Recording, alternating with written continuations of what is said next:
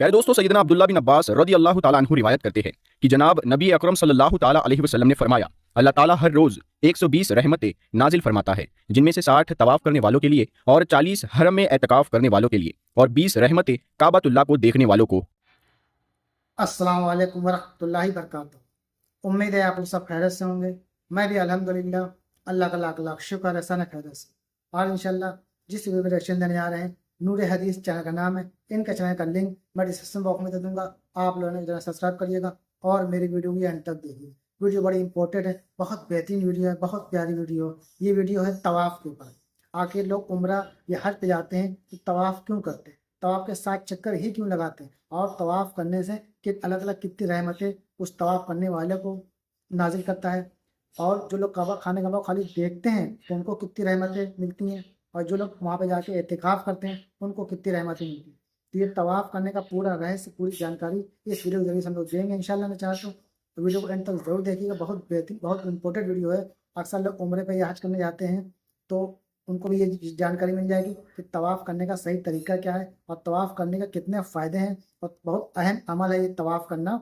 तो तवाफ़ हर इंसान को करना चाहिए। वहाँ जाकर तवाफ़ करने की कितनी नीतियाँ हैं, कितने सवाब का काम है, आइए जानने की कोशिश करते हैं इस वीडियो के जरिए से। वीडियो को एंड तक जरूर देखिएगा और वीडियो अच्छी लगे तो उसको शेयर करिएगा और लाइक करिएगा। मेरे चैनल पर नए हो तो सब्सक्राइब करिएगा और अपने लाइक कमेंट बॉक्स में ज़रूर बताइएगा। तो चलिए बिना देरी के वीडियो स्टार्ट करते हैं, फिर उसके बाद बात करते हैं। प्यारे दोस्तों, सैयदना अब्दुल्ला बिन अब्बास रज़ी अल्लाह ताला अन्हु रिवायत करते हैं कि जनाब नबी अकरम सल्लल्लाहु ताला अलैहि वसल्लम ने फरमाया, अल्लाह ताला हर रोज 120 रहमतें नाजिल फरमाता है, जिनमें से 60 तवाफ करने वालों के लिए और 40 हरम में एतकाफ करने वालों के लिए और 20 रहमतें काबतुल्लाह को देखने वालों को मिलती है। प्यारे दोस्तों, याद रहे कि हज और उम्रे में तवाफ काबा अहम रुकन है और तवाफ खाना काबा के गिर्द 7 चक्कर लगाने को कहते हैं। आज के वीडियो में आपको तवाफ काबा के हवाले से चंद खास बातें बताएंगे और आपको तवाफ का मुकम्मल तरीका बताएंगे और ये भी बताएंगे कि तवाफ के 7 चक्कर ही क्यों है, इसका क्या राज है। लिहाजा वीडियो को स्किप मत कीजिएगा और वीडियो को आखिर तक जरूर देखिएगा ताकि कोई अहम बात आपसे मिस ना हो जाए। क्योंकि इंशाल्लाह अल्लाह ने चाहा तो आप भी हज या उम्रे को जा सकते हैं, अल्लाह ने चाहा तो आप भी अल्लाह का घर देख सकते हैं। तो आप लोग इस वीडियो को पूरा जरूर देखें।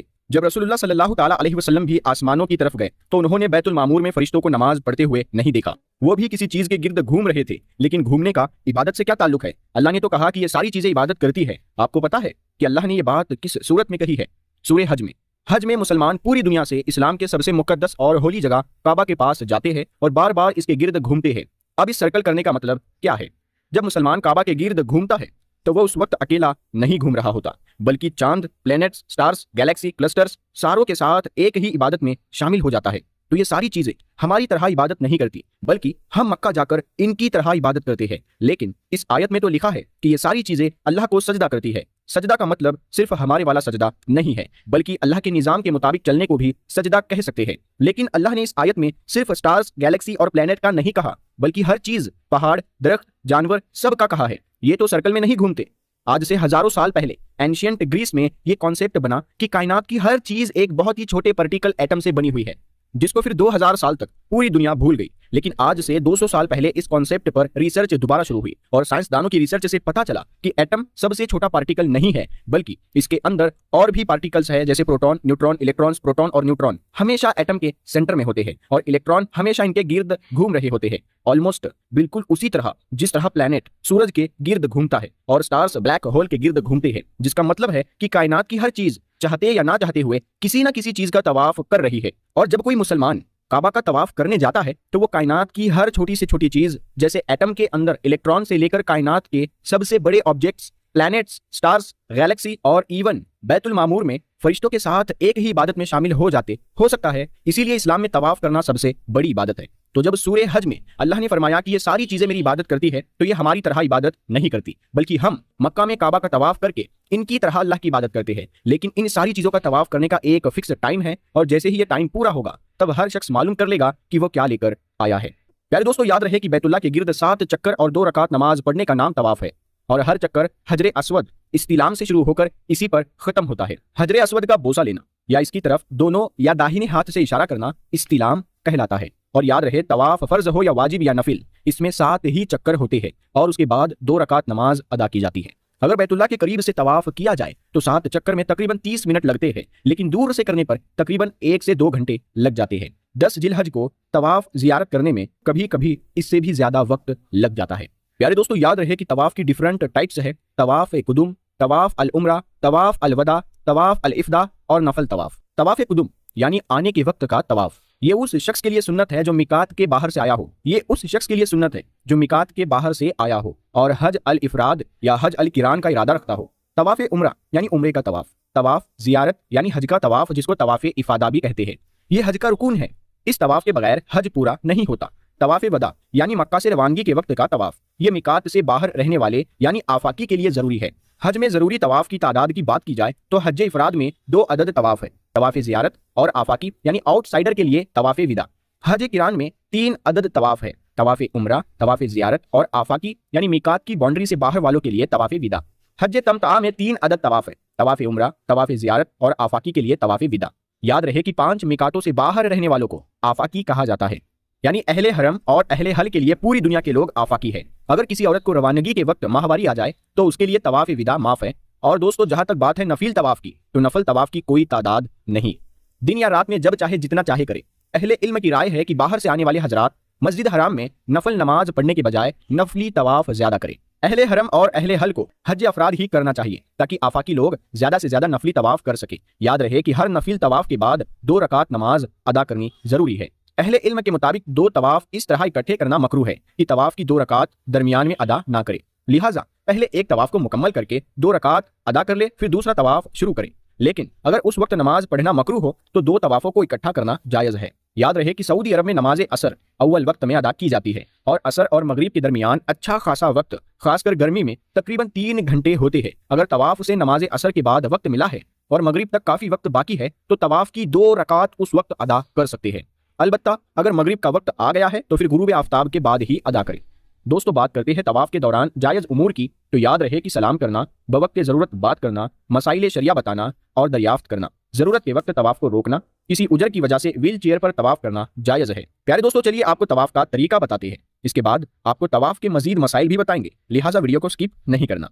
तवाफ करने का तरीका जान लीजिए। मस्जिद हराम में दाखिल होकर काबा शरीफ के उस गोशे के सामने आ जाए जिसमें हजरे अस्वद लगा हुआ है और तवाफ की नियत कर ले।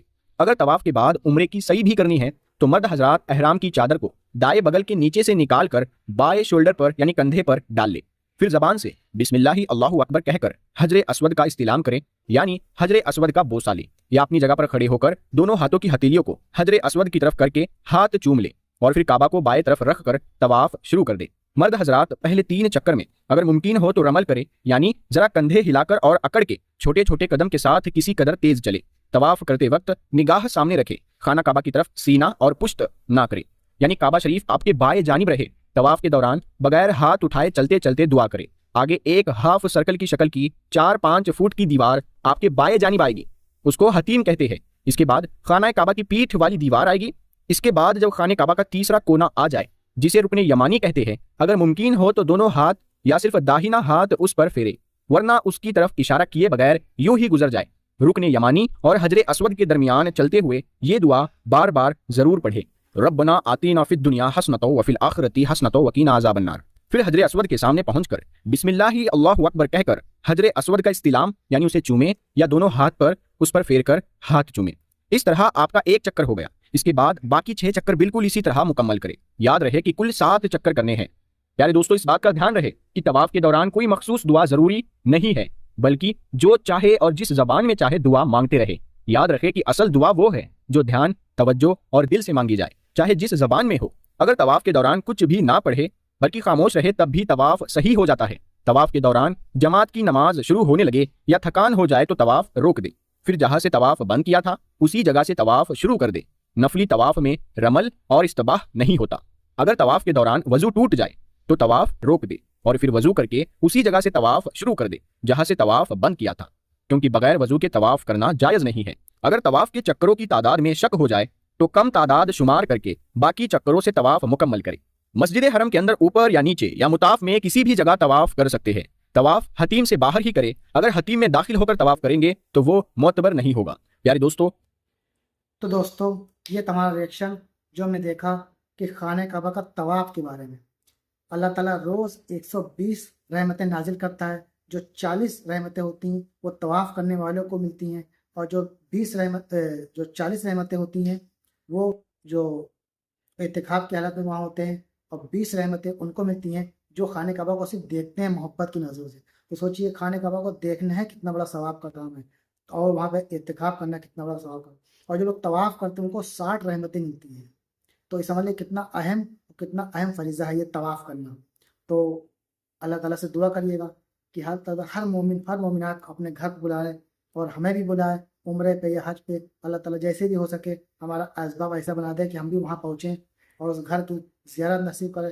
ہمیں بھی خانہ کعبہ کا طواف نصیب ہے، حضرت سے اس کو چھونے کی توفیق عطا فرمائے. اپنے پیارے آقا نبی پاک صلی اللہ علیہ وسلم کے روزے پہ جانے کی زیارت نصیب فرمائے، ان کو دیکھنے کی زیارت نصیب فرمائے. تو آمین یا رب العالمین.